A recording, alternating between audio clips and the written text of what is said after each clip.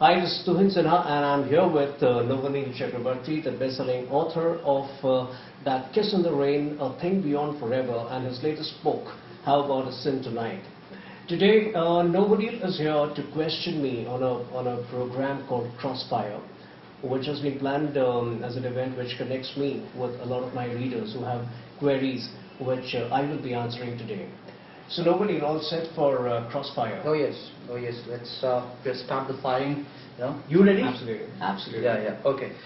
So the book looks good. The book looks good. And would you mind telling what's the initial reaction like? Well, the initial reaction has been fabulous. Some 25,000 copies have been printed and they're out in the market. And in many places, the Crossword stores in Mumbai, landmark stores across the country, it's been in the bestsellers list initially.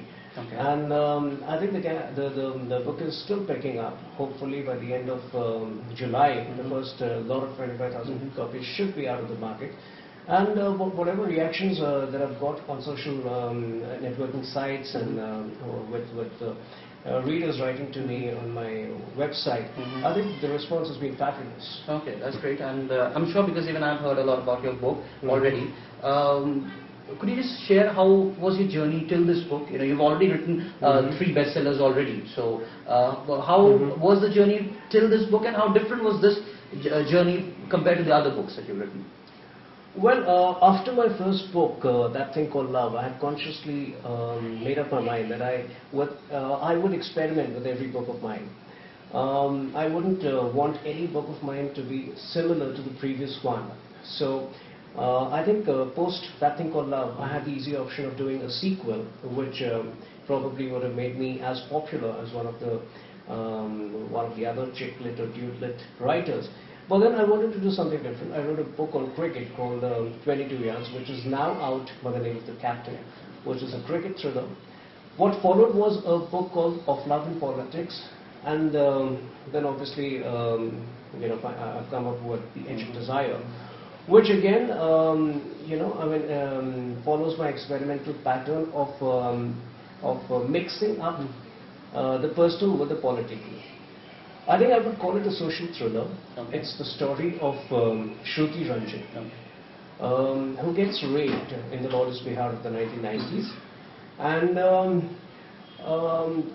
well, post-rape, something happens which changes her life in a way she would not have imagined. So there is this leading politician leading member of the opposition party, Sharad Malviya, who comes to her to offer his sympathies. But then he ends up making an offer which changes her life in a way she would never have imagined. Okay. So he offers her the Lok Sabha ticket of his party in the 1999 Lok Sabha elections. Now initially there is resistance within the family, but then her husband supports her because that's probably the only way she could get justice. But her life transforms when, after spending a year in Parliament, she realizes that she's entangled in a very difficult relationship between her mentor and her own husband. Okay. Now, it's the emotional journey of Shruti Ranjan from here, which started with rape, but which goes on to her becoming a top leader of the country, confronting national and political issues as much as fighting her own personal battles. Sounds like quite a dramatic arc she is facing. But before we go into the thick of what the book is about and stuff, I would like to know, you said that you intentionally didn't want to write about the same genre. You started with romance, out and out romance story, relationship based story, and then you went to a cricket thriller, then you came to politics thing. But the fourth book, this is your fourth book, and now we have a similarity that this time you have not genre hopped. It's again a political social thriller, which somewhere down the line Of Love and Politics also was there, so the storylines are definitely different. Why are you like obsessing about politics? Or not really. I think the most important factor for a writer is to have new stories to tell. True.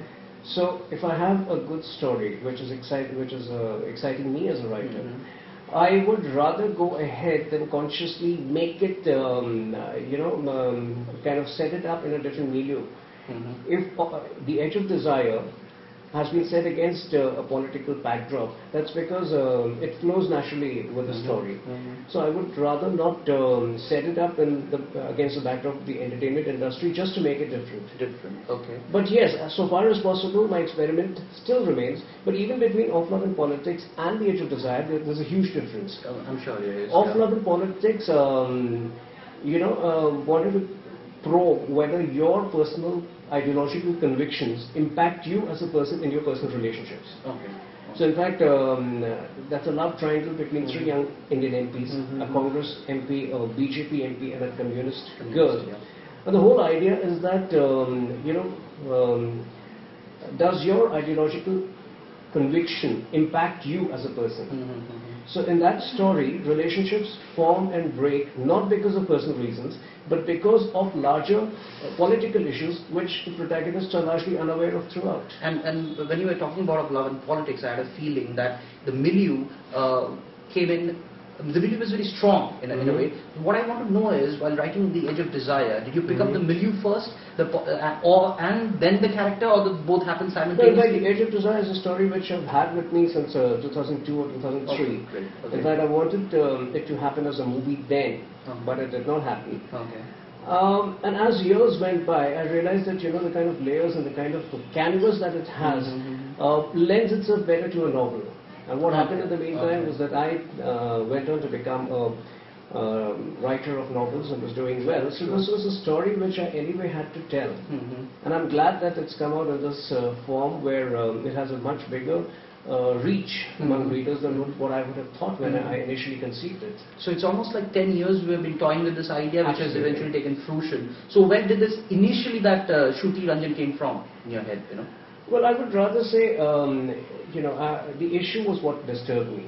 Okay, they should bring Women's gender crimes in our country is something which has grown at a rate, has grown faster than our economy in the last 20 years. I agree.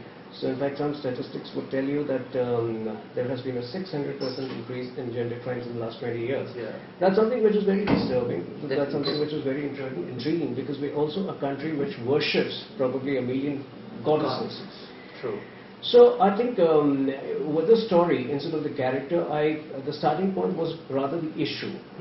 And we are also a country where we ban artists who tries Absolutely. to paint goddesses in a different light. Right. So Right. I'm happy you picked up this topic. So if the story in any way provides an inspiration to rape victims to fight back more aggressively, I'll be the happiest person on earth.